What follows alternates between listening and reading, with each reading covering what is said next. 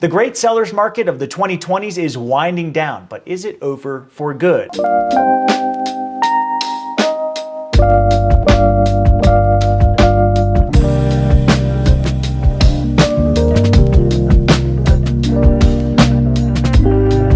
Hey everybody, I'm Haarer, your Denver Realtor, helping people up and down the Front Range of Colorado buy, sell, invest, and more importantly, understand what's happening in this ever-changing real estate market.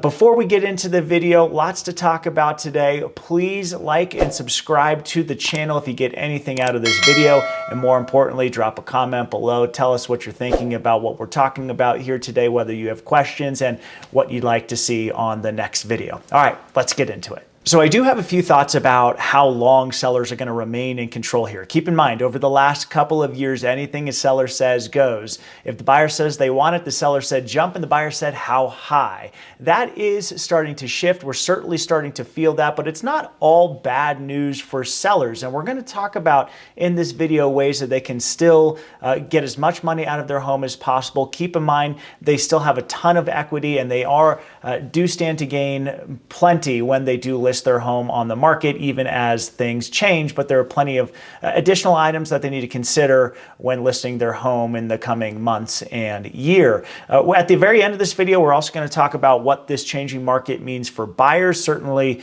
there are some things, some negatives, and that's part of why the market is slowing down. That might hurt buyers, but on the flip side, there are some serious positives to these changes as well that could cause buyers to come back to the market if they left within the last couple of months and have endured some pretty crazy bidding wars. So we'll get into that as well. But first, we need to look at why this market is shifting. So if you have been paying attention to news reports, you know that the frenzied market, the real estate market, is being slowed by rising interest rates. It's exactly what the federal government ordered after inflation has shot up through the roof because of incentivized spending and supply and demand issues, what have you. That's a story for a different day. But the way to tackle this is raising the interest rates. You know, in real estate, the economy was really energized over the last couple of years because people were taking advantage of historically low interest rates. We're talking 2.5%. So buyers absolutely flooded the marketplace, snatched up any home they could because, well, you know, real estate appreciates over time. And when you can achieve that appreciation much quicker over the course of 15 to 30 years by not paying as much interest, well, that's highly appealing. And so if they had to pay a little bit more and go over asking price, many buyers were willing to do that to get into an asset and really start growing their equity. But as we snap back into reality, inflation, like we've seen, is simply not sustainable, and it's curbed by these interest rate hikes.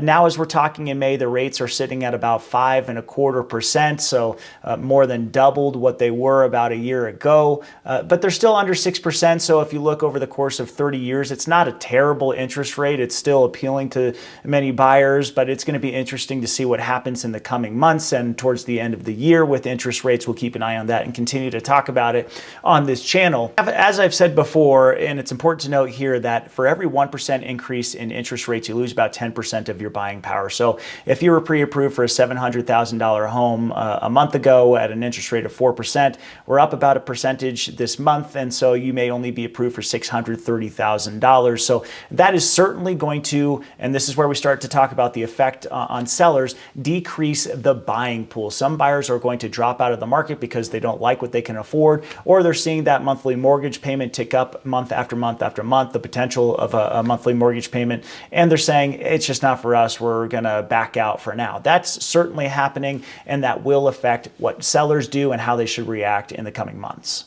So now what? Well, it's basic economics, right? Buyer demand is way down, so home inventory or supply has gone up. So we're shifting from these buyers going head to head for homes to maybe to a market in the coming months where houses are up against houses. Who's got the best home on the block up for sale? And so sellers are going to have to really think and be smart about how they market their home and how they price their home. There are still bidding wars happening, but they may not be as far over asking as we've seen over the last couple of months. There may, instead of being 20 offers on the table, may only be 3, 4, 5, or none, as we'll talk about when we discuss how this benefits buyers in just a bit. We are seeing that in the market already.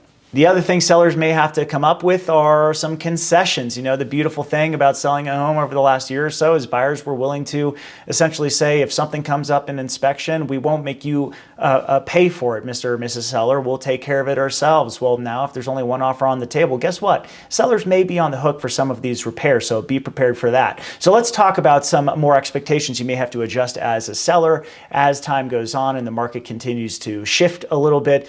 You know, homes aren't going to sell lickety split. It may take more than the 48 hours homes have been on the market over the last year or so to get the home sold. In fact, it may take a week or two with the buyer pool being reduced. So have some patience for starters. Don't expect those sky high over asking price scenarios. And let's talk about some common pitfalls you can avoid as a seller as the market changes. First and foremost, as I hinted to, price your home appropriately.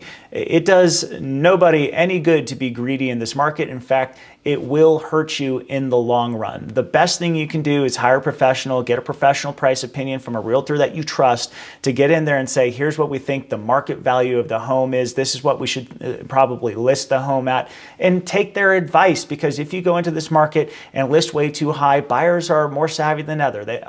They have information at their fingertips on their phones. They know what the home down the street sold for. So don't try to pull the wool over their eyes. You know, try to put market value out there as best you can. What is your home really worth? That's how your home is going to sell quickly. And in the worst case scenario, you list it way too high. Guess what? The home will sit there on the market for a couple of weeks. And at that time, you will have to do a pretty drastic price reduction to get buyers attracted to your home again. You may end up losing some money with that method. The second thing you can do, and this is so important, is put yourself in the buyer's shoes. I am talking about making sure you do a deep cleaning of the home, declutter your home, potentially stage your home, use professional marketing, photography, videography, blast it out to the world, have a game plan to get as many eyeballs on your home as possible, especially as the buyer pool reduces. We want to scream it from the rooftop that your home is for sale, and we want to present it in the best way possible. Another thing you can do to make the buyer feel like this is a strong purchase is something I'm offering to our sellers at this point is a pre-inspection. We pay an inspector before you ever list your home to come over and let us know everything that's wrong with the property, so that when a buyer does their inspection, there aren't any surprises that pop up. We're ready for it, maybe can even make a repair before we hit the market. Point is, and this is a whole nother video, there is a proven process to get your home sold. Don't cut corners, especially as the buyer pool diminishes. Get a professional in there and make sure you're doing everything you can to get as many eyeballs on the home as possible. All right, so what does this mean for home buyers? Yes, we have higher interest rates. Yes, that means your monthly mortgage payment may be a bit more expensive, but buyers now have a unique opportunity to make a competitive offer without having to throw the kitchen sink at the deal. In fact, in the last month or so, I've had not one, but two buyers write and get offers accepted on a home that had no other offers. And the homes are great homes, fit most of the buyer's needs. So not having to go over asking price, and we're completing an inspection in which we'll be able to ask the seller to make repairs if necessary. Not to mention, while your mortgage interest rates are higher and your payment may be higher, you're not going to have to come $50,000 out of pocket over the listing price to get the home. There is some upfront savings here, not just in cash, but also mentally. It has been so draining for many buyers out there in the market.